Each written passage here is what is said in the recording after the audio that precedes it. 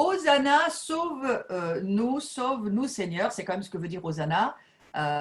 Sauve ton peuple, il y a un cri qui monte du cœur des adorateurs, du cœur des sacrificateurs, et il y a un cri qui monte de ce monde, au secours, on se noie, au secours, on ne veut pas mourir. Et puis il y a un cri qui monte en nous, comme on l'a fait ce matin, au secours Seigneur, mais Hosanna, Hosanna, sauve-nous, reviens vite, c'est aussi ça que ça veut dire. Il y a beaucoup de divers cris qu'on peut entendre. Selon moi, le coronavirus ne vient nullement ni de Dieu ni de ses jugements, absolument pas. Pour moi, c'est une attaque démoniaque sur le monde qui nous a surpris. Hein, c'est clair que ça nous surprend par la violence, par la rapidité, ça nous surprend.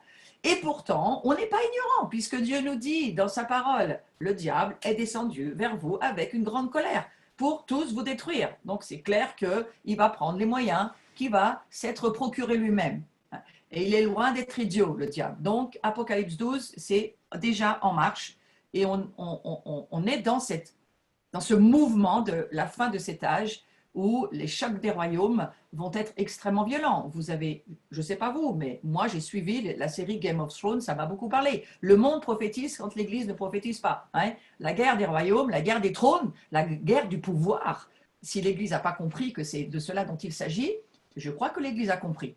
Donc il y a un combat spirituel de la fin de cet âge, nous y sommes.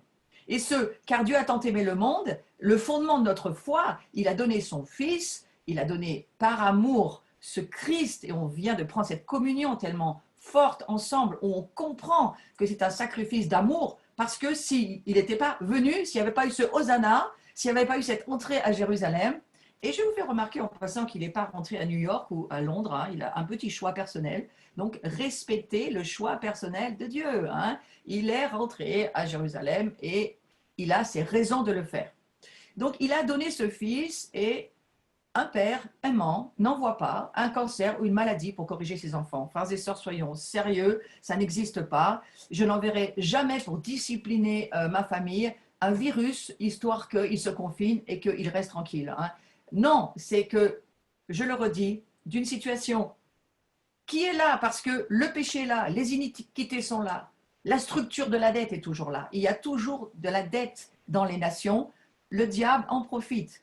Ce sont nos péchés que Jésus porte pour nous sortir de ces dettes. Lui, il a tout payé, il a tout accompli, il a porté nos fautes, il s'est chargé de nos iniquités et c'est pour cela que, quelque part, nous-mêmes, nous sommes, d'une certaine manière, en sécurité. Pourquoi? Parce que nous ne mourrons pas, les chrétiens. Nous ne mourrons pas. Nous nous endormons, nous passons dans une autre dimension. Mais bon, allez, je vais quand même admettre que physiquement, certains nous ont déjà quittés. Cela fait partie d'un plan dans lequel Dieu sait ce qu'il fait. Il faut laisser notre confiance dans le Seigneur. Mais je crois que c'est la porte qui ouvre à ce genre de situation dans laquelle nous sommes, c'est parce que le péché, les iniquités ouvrent la porte. La désobéissance ouvre la porte. Donc, il est clair que le diable a certains accès. On est d'accord. Mais Dieu ne punit plus son peuple. Et moi, je vais aller jusqu'à vous dire ce matin, assez rapidement, il nous appelle au combat. Il nous appelle au combat quand on a bu la coupe de l'espoir tout à l'heure, quand on dit qu'on boit la coupe qui nous amène ensemble de la sortie de l'Égypte au fait que son sang ouvre la porte pour qu'on puisse être dans une nouvelle identité et une nouvelle nature qui fait qu'on peut vivre aujourd'hui. Ce n'est pas seulement pour vivre dans la sainteté, ça c'est une bonne chose de le faire, mais pas seulement. Il y a cette coupe de l'espérance d'un royaume qui arrive. Et le Seigneur nous dit dans sa parole que nous allons régner avec lui. Alors déjà ici, si vous voulez régner dans un monde qui ne lui appartient pas encore, il va y avoir des combats. Alors je suis allée jusqu'à me dire, non seulement Dieu ne punit pas son peuple, mais Dieu l'appelle au combat, à combattre l'ennemi, à combattre les virus, à prier pour que les virus meurent, à prier pour que les œuvres de l'ennemi soient détruites. Jésus est venu pour détruire les œuvres du malin, mais pas pour détruire les œuvres du diable, encore moins leur vie. Il est venu sauver le monde. Donc, Éphésiens 6, verset 10, je vous le lis parce que dans le contexte d'aujourd'hui, moi c'est un passage que j'enseigne depuis 30 ans, ce n'est pas nouveau, mais dans le contexte d'aujourd'hui, il va prendre une autre dimension, vous allez voir. Au reste, fortifiez-vous dans le Seigneur. Éphésiens 6, verset 10, mais vous pouvez m'écouter, ça suffira. Et par sa force toute puissante. Vous entendez ce qu'il nous dit? Il nous dit, au reste, Julien, Chantal, Isabelle, qui que tu sois, fortifie-toi dans le Seigneur par sa force toute puissante. Ce n'est pas pour aller te rendre malade ou te mettre sur un lit de mort. Non, il te dit, lève-toi, je vais te donner la force et une puissance pour que tu puisses quoi? Au verset 11, revêtez-vous, revêtez-toi de toutes les armes de Dieu afin de pouvoir tenir ferme contre les ruses du diable. Alors, il y a le mot ruse, il est gentil, hein. Dans certaines traductions, c'est des manœuvres du diable et ce sont des stratégies extrêmement cruelles, destructrices. Pensez un peu, si vous avez regardé la série Tchernobyl, excellent, regardez-la, mais pas le soir, hein, regardez-la dans la journée. C'est une excellente série qui vous réexplique les manœuvres de l'ennemi. Les manœuvres de l'ennemi sont terribles, cruelles, elles veulent tuer, détruire. C'est le travail du diable. Mais au verset 12, nous n'avons pas à lutter contre la chair et le sang, mais contre les dominations, contre les autorités, contre les princes de ce monde de ténèbres, contre les esprits méchants dans les lieux célestes. Pendant ce confinement, oui, je suis d'accord, nous nous rapprochons du cœur de Dieu, nous cherchons son cœur, nous cherchons à savoir ce qu'il veut nous dire. Moi, ce que j'entends, c'est qu'il m'aime et il veut sauver ce monde parce qu'il l'aime aussi. Et qu'il n'est pas là pour envoyer ses jugements maintenant, ce n'est pas ce que la Bible nous dit. Et les prophéties ne vont pas dans ce sens pour le moment. Pour le moment, c'est juste qu'il nous dit, mais fais la guerre au diable.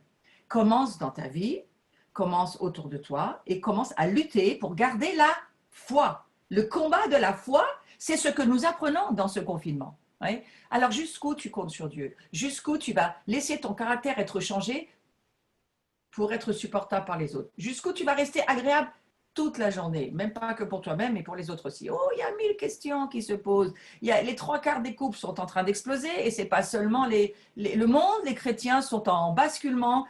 Il y a une arche qui pourrait nous faire croire qu'elle veut couler. Non, le Seigneur nous dit, fortifiez-vous, prenez les armes que je vous ai données, tenez ferme contre les manœuvres du diable, parce qu'on n'a pas à lutter contre seulement, hein, nous n'avons pas à lutter contre l'humain, mais nous avons à lutter contre les puissances des ténèbres qui attaquent l'humanité, et c'est de là dont il s'agit, ce dont il s'agit. Et au verset 13, écoutez de nouveau, il nous dit, le Seigneur, c'est pourquoi prenez toutes les armes de Dieu. Si tu faisais une dissertation, on te dirait, arrêtez les répétitions, vous l'avez dit 3 lignes plus haut.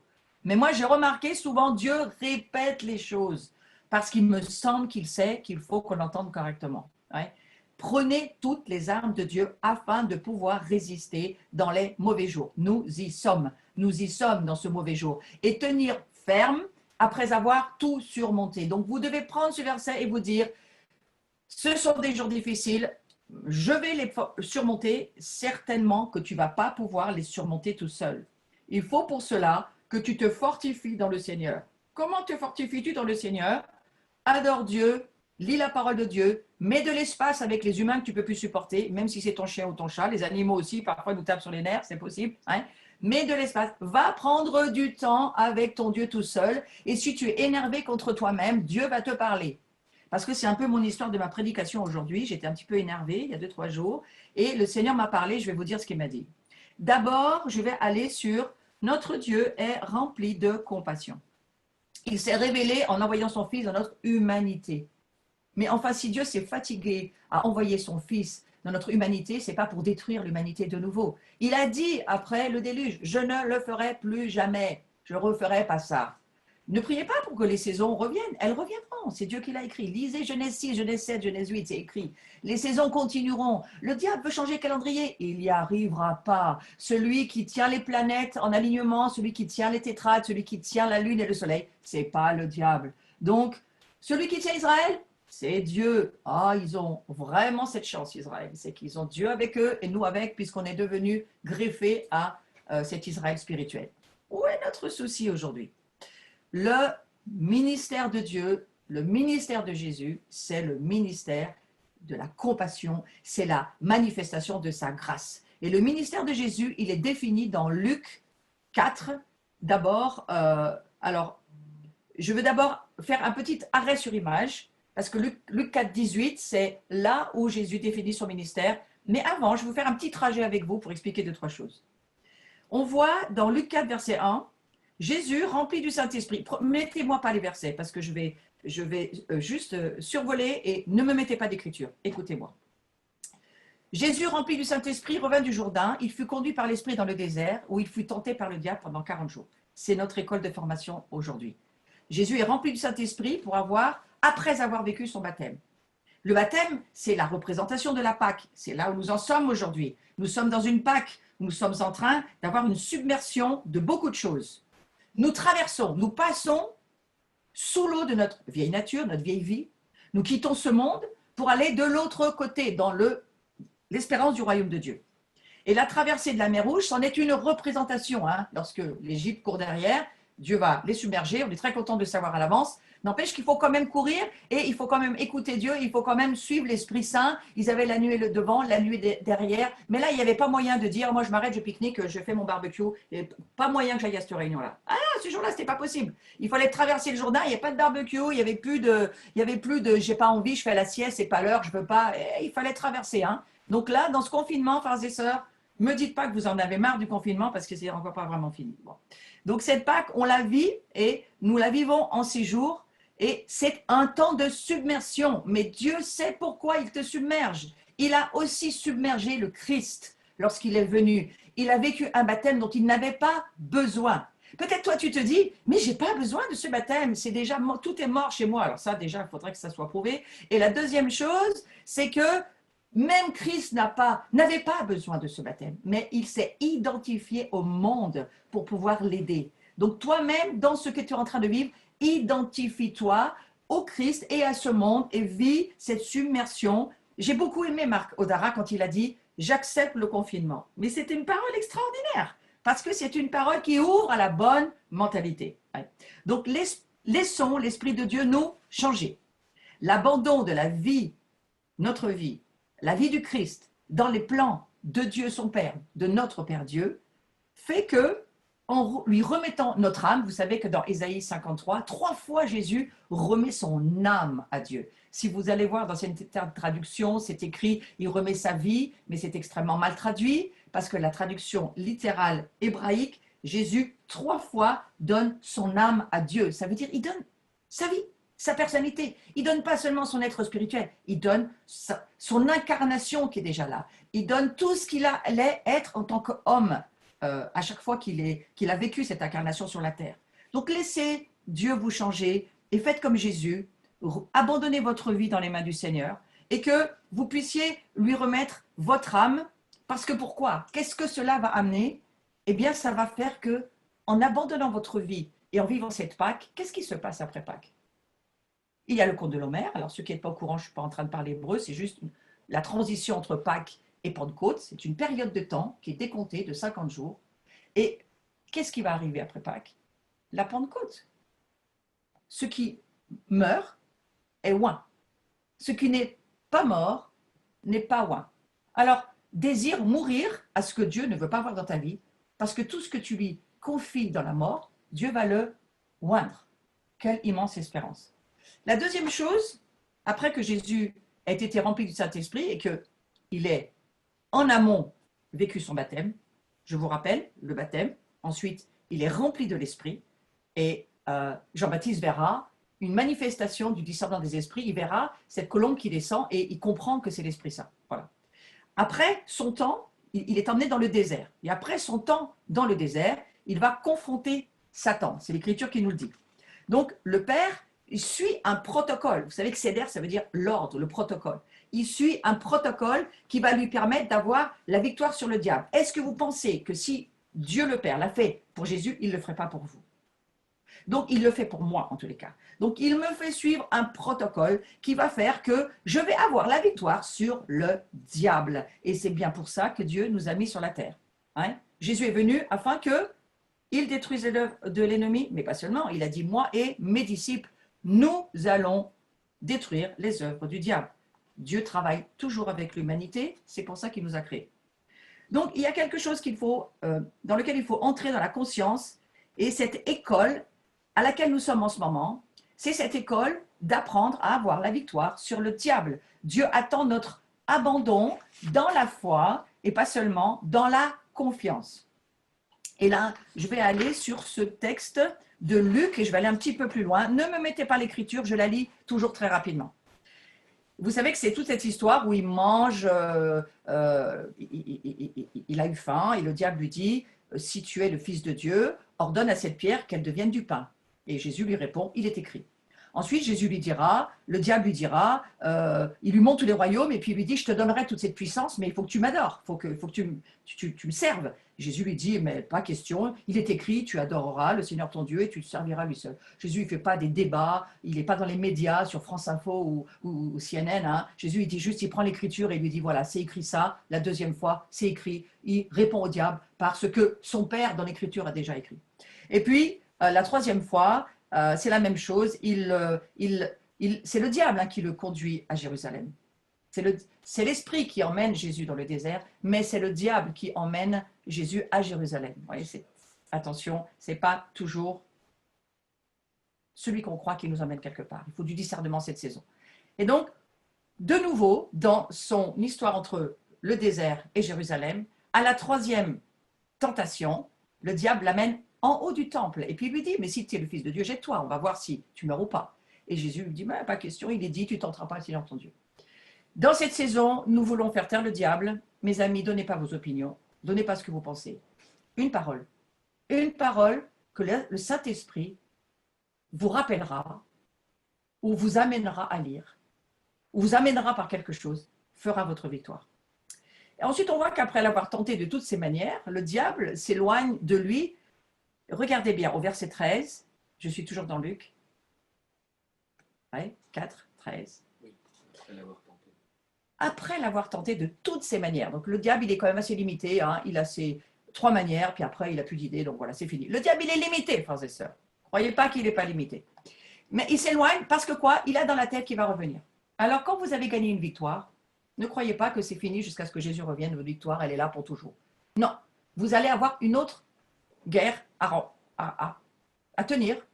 Et nous sommes tous en ce moment dans une guerre ensemble à tenir. Parce que plus ça va, plus les guerres nous dépassent, moins nous pouvons les faire tout seuls, plus il va falloir que nous ayons de l'autorité et de la puissance. Mais Dieu avait quelque chose derrière la tête. Il savait, Dieu, il savait qu'à un moment donné, ça ne serait plus le ministère machin, le ministère madame truc, le ministère chose. Mais que ça serait sa famille qui allait prendre l'autorité et la victoire et qu'aucun homme ne prendrait la gloire de rien du tout. Et je crois que ça fait partie de cette saison où Dieu nous dit, aujourd'hui, je lève ma famille, mon équipe de construction, je lève mes disciples, ceux qui vont participer à ma première résurrection, gouverner le royaume avec toi. Ceux-là, il faut qu'ils soient morts, il faut qu'ils soient fidèles, il faut qu'ils soient confiants dans ma parole, il faut qu'ils sachent se battre, il faut qu'ils sachent faire la guerre. Donc le Seigneur qui est en train de réfléchir à son futur conseil ministériel pour le royaume qui va durer quand même 1000 ans, c'est très long, et je ne suis pas sûre qu'il va changer son gouvernement tous les 15 jours, comme on voit chez nous. Donc, il faut vraiment qu'il prenne soin, n'est-ce pas? Donc, Jésus, revêtu de la puissance de l'Esprit, retourne en Galilée et l'histoire continue. Au verset 16, vous avez vu ce contexte du combat spirituel. L'Esprit vous amène au désert, le diable vous confronte dans votre désert, il vous amène dans des lieux où vous n'auriez peut-être pas besoin d'aller, mais il va vous emmener dans certains lieux. Soyez très prudents des lieux dans lesquels le Seigneur veut vous emmener dans le désert d'aujourd'hui. Le confinement peut être compris comme un désert. Soyez très prudents, parce qu'il y a des lieux où c'est Satan qui vous emmène. Alors si Dieu laisse faire, vous allez avoir la victoire, mais trouvez la stratégie. Que nous dit juste après, au verset 16, il se rend à Nazareth, où il a été élevé, et puis un petit peu plus loin, il entre dans la synagogue le jour du Shabbat. Et ça, tout le monde connaît cette partie de Luc 4, 18. Moi, si on me dit Luc 4, 18, je sais, c'est le ministère de Jésus. Mais si on m'avait dit qu'est-ce qui se passe avant, je n'étais pas si sûre que c'était aussi proche de sa sortie du désert et de sa sortie de la tentation du diable. Et directement, on le retrouve dans la synagogue. Pourquoi? Mais je pense que Satan savait qu'il allait passer du désert à son ministère. Il savait qu'il allait parler dans la synagogue. Et quelque part, il a tout fait pour l'arrêter. Moi, ça me montre que ce que Satan envoie aujourd'hui sur la terre, c'est parce qu'il sait qu'il y a quelque chose d'immense et d'énorme qui va arriver dans pas très très longtemps. la grande moisson, le grand réveil, la puissance sur l'équipe de construction sur laquelle Dieu va mettre de l'onction, parce que cela, il va mettre le turbo, hein, l'accélération. Frères et sœurs, on est en train d'y arriver. Juste prenez la vision, d'accord? Donc Luc 4, 16, 17, verset 17, on lui remit le livre du prophète Ésaïe et l'ayant déroulé, il trouve l'endroit où il était écrit. Moi, ça m'a beaucoup parlé. J'ai relu ça ce matin, je me suis dit, ouais, mais il y a plein de gens, ils sont toujours en train de, je ne sais pas, d'attendre qu'une prophétie tombe ou qu'on leur donne une parole. Mais Jésus, il ne fait pas ça. Jésus, il va dans le livre et il dit, ah, c'est écrit là, mon histoire, c'est maintenant, c'est à moi de remplir le contrat.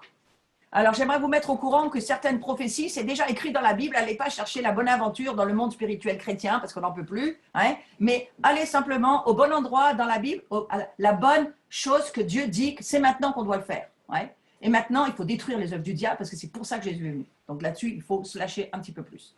Autre chose, il trouve cet endroit où il est écrit. Jésus cherche et il dit, l'Esprit du Seigneur est sur moi.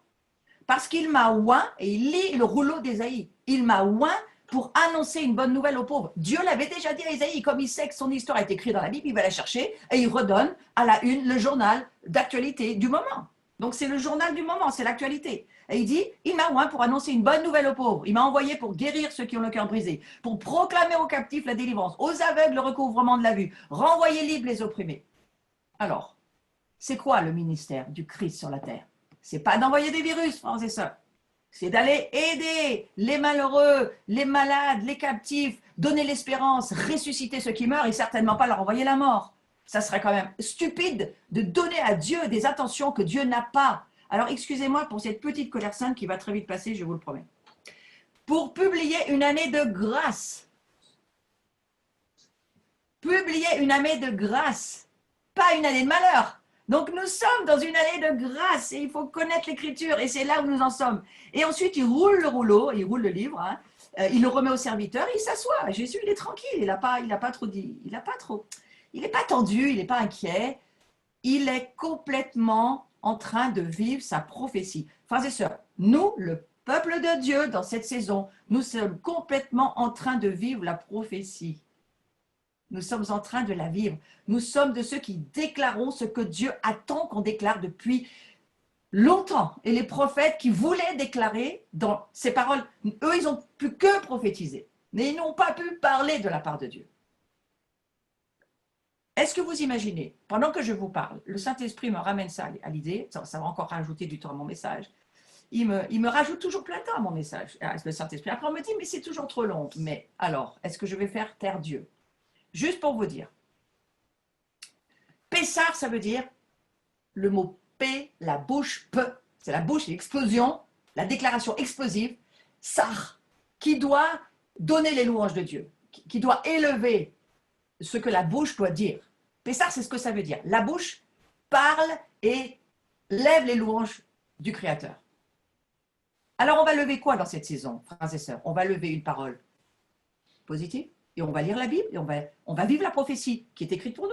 Ce que Jésus a fait, nous devons le continuer jusqu'à ce qu'il revienne. Nous devons faire son ministère. Ou pas. Est-ce que nous allons ne pas le faire? Parce que on n'a pas bien compris comment ça fonctionne dans la parole de Dieu. Et regardez, on va lire juste après, au verset 21. Alors, tous ceux qui se trouvaient dans la synagogue avaient les regards fixés sur lui en disant « Mais qu'est-ce qu'il tourne? Mais qu'est-ce qu'il nous raconte? Il s'assoit sur la chaise d'Élie. En plus, on n'a pas le droit de s'asseoir sur cette chaise-là. Mais qu'est-ce qu'il nous tourne, ce gars ?»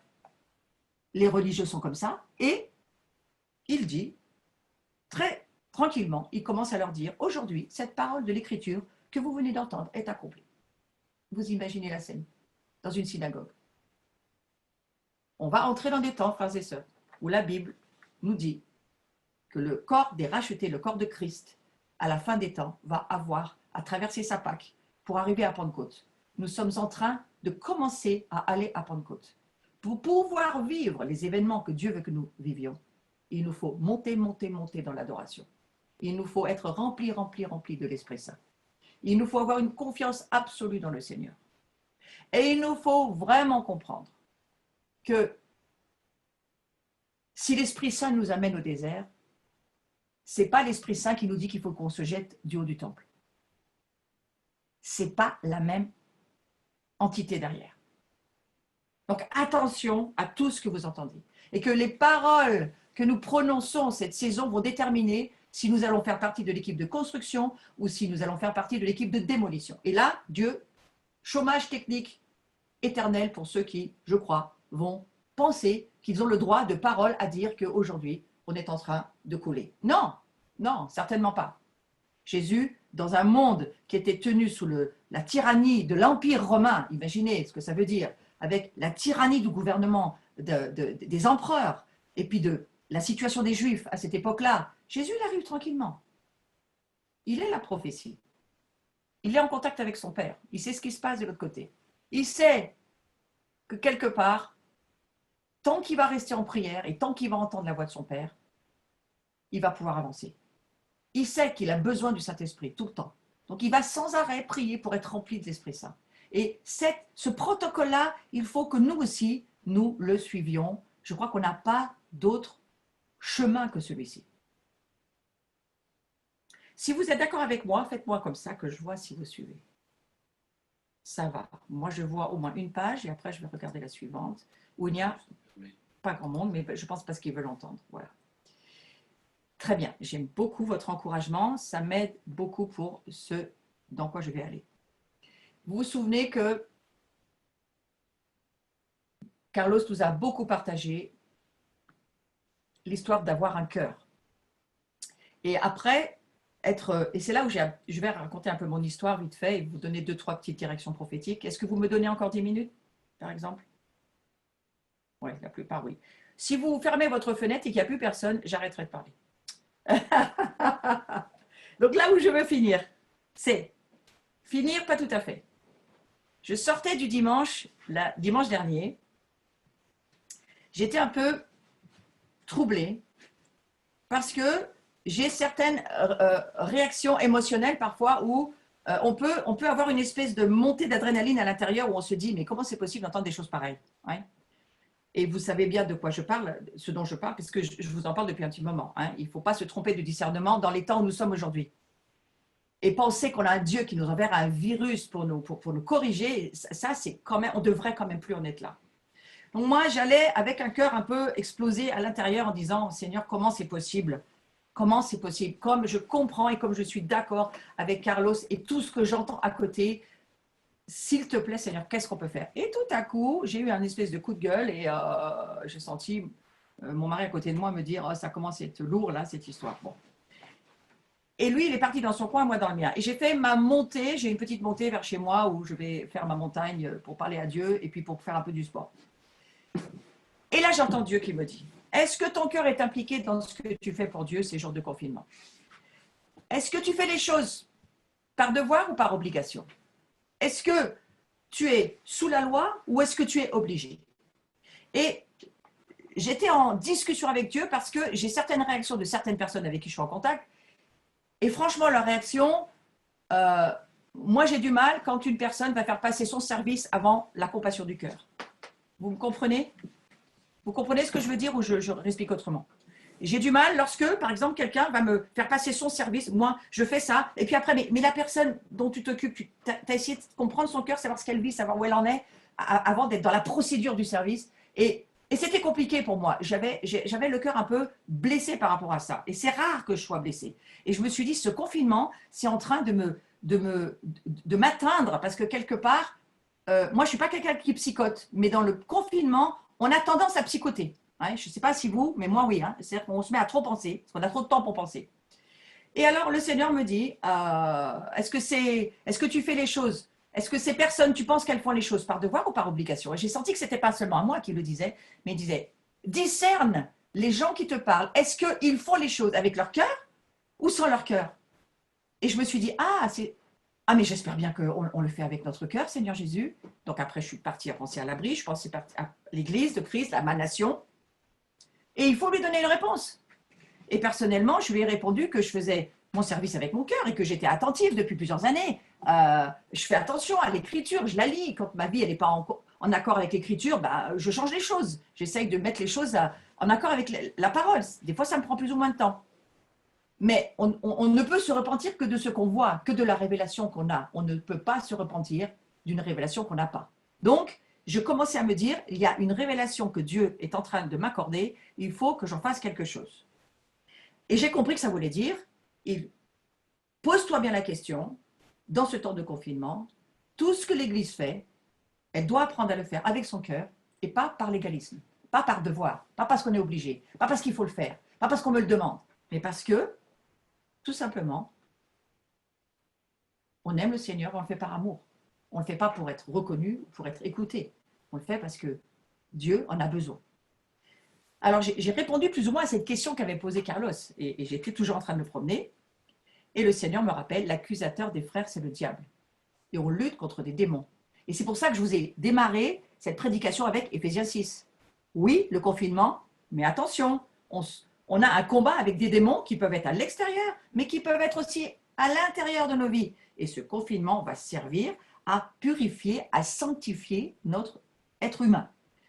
La deuxième question que je me suis entendue poser par Dieu, est-ce que tu acceptes d'être cet anon dont parlait Carlos? Est-ce que tu veux bien être cet anon? Est-ce que tu acceptes d'être le moyen que Dieu utiliserait comme il le voudrait pour transporter sa présence? Ou pas?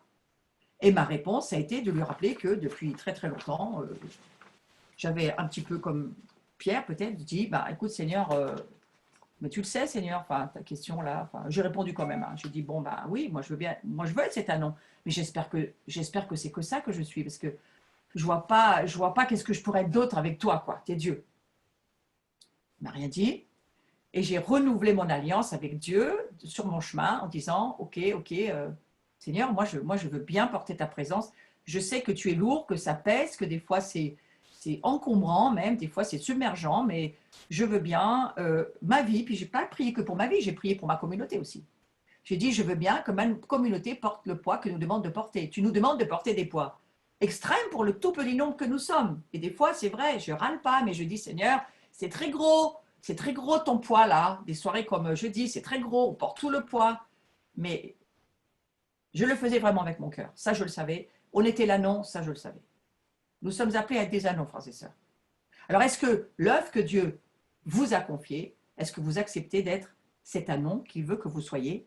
Et en l'acceptant, il faut lui demander et accepter qu'il va mettre son poids. Donc, si tu es dans ce combat de traverser la Pâque, si tu es dans ce combat spirituel de parfois trouver que ton confinement c'est trop dur, que ce que Dieu te demande c'est trop lourd parce que au fond on regarde déjà tout ce que tu as, les enfants, la famille, il faut encore que je fasse ci, que je fasse ça, que je m'occupe de ça, puis il y a encore l'église qui me demande par derrière. Puis...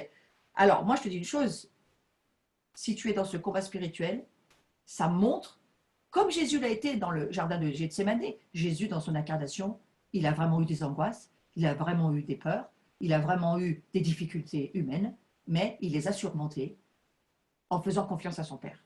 Donc c'est, pour moi, si tu vis cette Pâque avec des pressions, des surpressions, des dépressions, des oppressions, pour moi, ça veut dire que, quelque part, c'est une manifestation de ta participation. Dis Amen, Seigneur, Amen. Voilà. Tiens ferme, prends courage, reprends le texte d'Éphésiens 6 et dis-toi que quelque part, cette période, elle est là pour te fortifier, pour te rendre fort, elle est là pour que tu puisses avoir la victoire sur le diable. Et la dernière chose que je vais aborder, parce que c'est la dernière question qui m'a été posée pendant ma promenade. Ce que tu fais dans ces jours, tu le fais avec un cœur dur ou avec un cœur de compassion, un cœur de chair? Je sais ce que Jésus a écrit par le prophète Jérémie à son peuple. Vous êtes devenus durs, de coups, mais ce que je veux, c'est changer votre cœur de pierre en cœur de chair. Donc, je me suis dit, je comprends la question qu'il me pose et ok, bah écoute, moi Seigneur, je ne veux pas avoir un cœur dur, je veux avoir un cœur de compassion, un cœur de chair. Alors on va aller dans Jean 21, ne prenez pas les versets, je vais juste vous lire rapidement. Jean 21, verset 3, c'est l'histoire avec Jésus, vous savez l'histoire où, la fameuse nuit où ils sont à la pêche et ils ne prennent rien. Cette nuit, ils ne prennent rien, c'est l'histoire avec les disciples. Et Jésus se trouve sur le rivage, mais les disciples, ils ne savaient pas que c'était Jésus. Et eux, ils ont fait une pêche toute la nuit, ils n'ont rien pris, ils en ont ras le cake. C'est un petit peu la France depuis ces 50 années. Nous, on va à la pêche, on fait de l'évangélisation, machin. Ce n'est pas super performant et on pourrait avoir un petit peu quand même de l'amertume en nous en se disant où est-ce qu'on en est, hein? Et on ne sait parfois pas que Jésus, il est à côté de nous sur le rivage et qu'il attend quelque chose. En tous les cas, c'était l'histoire des disciples. Et au verset 6 de Jean 21, il leur dit, jetez le filet du côté droit de la barque et puis vous trouverez. Donc, ils ont fait ce que Jésus leur a dit. Et puis, ils ne pouvaient plus arrêter de tirer le filet tellement il était lourd. Vous connaissez l'histoire, tout le monde la connaît. Et du coup, on voit un petit peu plus loin qu'ils tirent le filet à terre et ils prennent plus de 153 poissons. Le filet ne se rompt pas, mais c'est tout juste. Hein. Voilà. Et regardez maintenant, on arrive au verset 12. Jésus leur dit, venez et mangez. Et moi, j'ai eu l'impression qu'il refaisait un repas petit sédère sur la plage avec ses disciples. On va peut-être dire un repas de communion, hein, puisque c'est maintenant la même chose. Aucun des disciples n'osait lui demander, mais qui es-tu? Ils ne le reconnaissaient pas, ils étaient ensemble à table, ils mangeaient, ils ne le reconnaissaient pas. Combien de chrétiens sont à la table de la communion avec leur église, leur dénomination, leur assemblée, mais s'il y a un catholique ou un orthodoxe ou un autre qui vient à leur table, ils ne savent pas vraiment. Il peut prendre, lui, le pain ou pas, il peut prendre la communion ou pas, parce qu'ils ne reconnaissent pas qu'il y a Christ en eux. Mais j'ai compris que c'était ça que les disciples, ils ne voyaient pas que c'était Jésus. Parce que ça nous parle aujourd'hui. Frères et sœurs, il faut voir qui est le Christ dans quel que soit ce que Dieu met autour de sa table. Il faut discerner. Hein, c'est très, très important cette saison. On n'est pas à se dire on est catholique, protestant, orthodoxe. On est à se dire on est croyant et qu'on a le Christ et ça nous suffit. Ce n'est pas notre nom de famille qui nous sauve, c'est Christ qui nous sauve. Donc, ô combien il faut discerner ce corps de Christ. Et en tous les cas, eux, ils étaient complètement aveugles. Alors, Jésus, il s'approche, il prend le pain, il leur donne, et il fait de même avec le poisson. Ça vous paraît pas bizarre? Il prend le pain, il leur donne, et puis il fait pareil avec le poisson. Ben oui, c'est pas du vin, mais c'est le poisson. Mais le poisson, c'est les chrétiens quelque part. Hein. Donc, il est en train de dire, enfin voilà, vous avez toute la nuit pour réfléchir. Et du coup, après qu'ils eurent mangé, donc pour moi, il y a une histoire de repas là. Après qu'ils eurent mangé, c'est là où Jésus dit à Pierre, 3 fois, parce que c'est là où Jésus m'a emmené dans ma 3e question, dans ma promenade. Tu as un cœur de pierre ou un cœur de chair? Et finalement, à Pierre, Jésus lui dit, 3 fois, 3 fois, m'aimes-tu plus que ne m'aime ceci? Alors c'est la question qu'il nous pose aujourd'hui. Est-ce que tu m'aimes plus que ceux qui sont autour de toi m'aiment? Parce que lui ne nous demande pas de regarder comment les autres aiment Jésus, il nous demande de regarder comment nous on aime Jésus. Quand est-ce qu'on l'a renié? Quand est-ce qu'on a fait ce qu'il nous a dit? Quand est-ce qu'on n'a pas fait ce qu'il nous a dit? Donc, en fait, c'est ça. Et il lui dit 3 fois, pour le Père, pour le Fils, pour l'Esprit Saint. Comprenez ça comme vous voulez. Ici, nous sommes en face de quelque chose d'incroyable, et c'est pour ça que ça m'a parlé pour ce dimanche, et c'est la fin de ma prédication, je vous le promets. Pierre fut attristé de ce qu'il lui avait posé 3 fois la question. Peut-être certains vous êtes attristés parce que dans ce confinement, vous avez peut-être l'impression que c'est Dieu qui n'a pas confiance en vous, c'est Dieu qui vous chicane sur des trucs, pourquoi faire, peut-être qu'il y a des trucs chez Dieu qui vous énervent, hein, c'est possible. Moi, j'écoute beaucoup de rabbins, ils sont très énervés. Donc, quelque part, moi, ce n'est pas mon cas vraiment là, mais quand même, il y a des choses qui m'énervent quand même. Et il lui répond, Seigneur, Pierre qui répond, il lui demande une 3e fois, hein, m'aimes-tu? Pour finir, Pierre, il lui dit, Seigneur, tu sais toutes choses, tu sais que je t'aime. Ce qu'il n'avait pas compris, c'est que Jésus était en train de couvrir ses 3 reniements. Mais ça, il n'avait pas compris. Peut-être que vous n'avez pas compris que Dieu il est en train de régler certains de vos reniements. Ouais. Combien de fois vous avez reconnu Christ chez les autres? Combien de fois vous avez accueilli le plus petit? Combien de fois vous avez... Mais je pourrais me dire la même chose. Donc on est en face de quelque chose qui est extrêmement important de comprendre. Il met Pierre face à la peur qu'il a eue quand il a renié. Et il n'a pas relié forcément ce moment au moment du reniement. Il ne l'a pas posé juste derrière. Il était sur la croix, il ne pouvait pas. Hein. Mais vous savez, Dieu, il prend son temps et il intervient au bon moment. Et le diable a compris cette stratégie parce qu'il semblerait que le diable fasse pareil. Hein. Mais c'est quand même Dieu qui intervient toujours au bon moment. Alors Dieu, il intervient au bon moment et il lui dit 3 fois, mais Pierre, ton reniement, pourquoi tu m'as renié? Pourquoi vous croyez que Pierre, il a renié Jésus? Parce qu'il a eu peur de mourir. Alors, est-ce que nous, aujourd'hui, il ne faut pas qu'on y réfléchisse et qu'on se dise, est-ce que tout ce que nous faisons, nous le faisons d'une certaine manière pour nous protéger? Il y a une peur intérieure, il y a quelque chose. Et donc, quelque part, on a un cœur qui est en train de s'endurcir. On fait du rituel religieux ou carrément on ne va plus dans les églises parce qu'on n'a plus envie. De toute façon, là, on n'a pas le choix, on n'y est plus au moins. Mais alors maintenant, c'est la maison, hein, c'est peut-être pire que l'église, vous allez voir. Donc, voilà, c'est quoi que Dieu est en train de nous faire vivre? Ouais. La peur fait son œuvre et rend les cœurs durs. N'ayez pas peur dans cette saison. Dites-vous simplement qu'il faut accepter ce confinement et que Dieu sait ce qu'il fait, mais vous faites un travail dans votre cœur. Si vous ne faites pas de travail dans votre cœur va s'endurcir parce qu'il va se laisser être influencé par les contrôles de ce monde, les contrôles des paroles que vous entendez de ce monde, et ça va rendre votre cœur dur.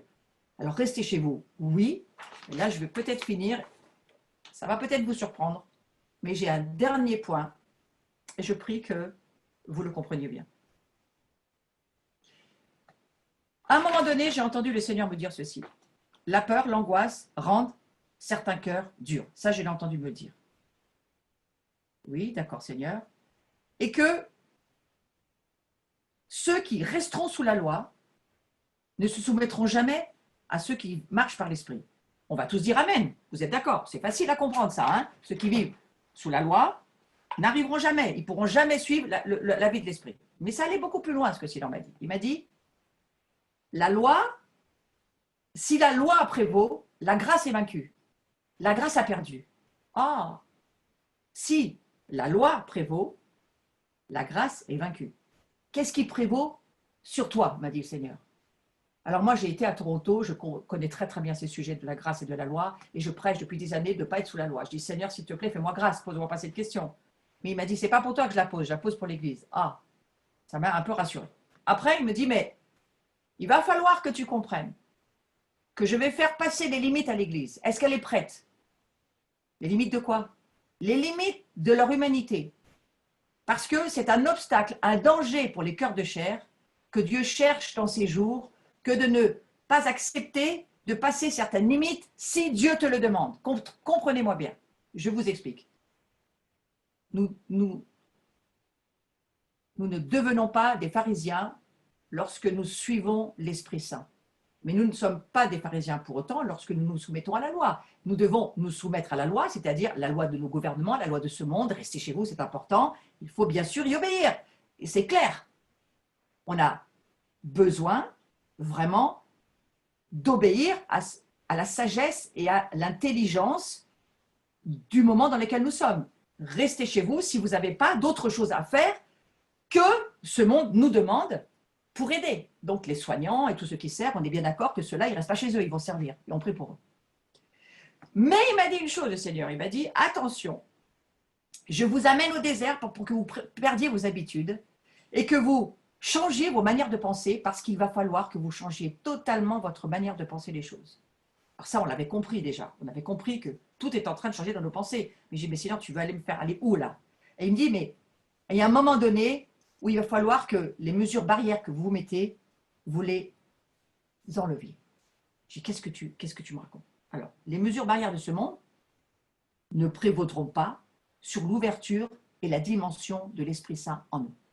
Ça veut dire qu'à un moment donné, et je ne parle pas de l'histoire du virus là, mais je parle qu'à un moment donné, lorsque le chrétien ne pourra plus commercer, lorsque le chrétien ne se soumettra pas au gouvernement de ce monde, lorsque le gouvernement mondial va prendre ses droits, parce qu'il les prendra, vous allez vous soumettre à cela. Et j'ai bien compris ce que le Seigneur était en train de me dire. Et il m'a dit, nous devons être conscients. Et le cœur de Dieu, vous voyez, c'est à ce point. Où est le cœur de Dieu? C'est que Jésus, à un moment donné, il s'est approché des lépreux. C'était interdit par la loi, c'était interdit par la Torah. Et j'ai entendu, vraiment, j'ai vu, dans mon esprit, j'étais en train de grimper sur la montagne, un peu moins énervé, parce que déjà, ça allait mieux qu'il y avait Dieu. Et je vois Jésus embrasser les lépreux. Il me dit, mais regarde, il a franchi la barrière, Jésus, lui. Les barrières, les mesures de sécurité, elle n'y était pas. Parce que moi, je lui ai permis. Moi, j'ai permis à mon fils d'aller le faire. Donc, tout ce que Dieu nous permettra, nous pourrons le faire. Mais attention, aujourd'hui, je n'ai pas dit que c'était pour aujourd'hui. J'ai dit, il faut commencer à se faire à l'idée qu'il y a un moment donné où Dieu nous fera franchir les mesures barrières de sécurité parce qu'il faudra les passer pour obéir à Dieu. Nous devons nous préparer, en traversant cette Pâque, à être obéissants à la voix du Seigneur. Vous savez ce petit verset qu'on dit depuis 40, 50 ans pour certains? Mes brebis entendent ma voix, je les connais, elles me suivent. Les mesures barrières, elles sont où? Bon, donc nous devons être conscients que nous n'avons pas à avoir peur des hommes. Moi, je vais vraiment revenir sur le domaine de la peur. Nous ne devons pas avoir peur des hommes. Nous devons en aucune manière nous soumettre à la peur. Nous devons avoir la conscience que nous ne devons pas avoir peur des hommes, ouais, parce qu'à un moment donné, il faudra passer des lignes, il faudra passer des barrières, et certains pourront, d'autres ne pourront pas. Et nous y sommes soumis lorsque la sagesse et la sécurité nous le demandent. C'est ce qui convient aujourd'hui de rester chez vous. Et si ce qui est autour de nous nous le permet, bien sûr.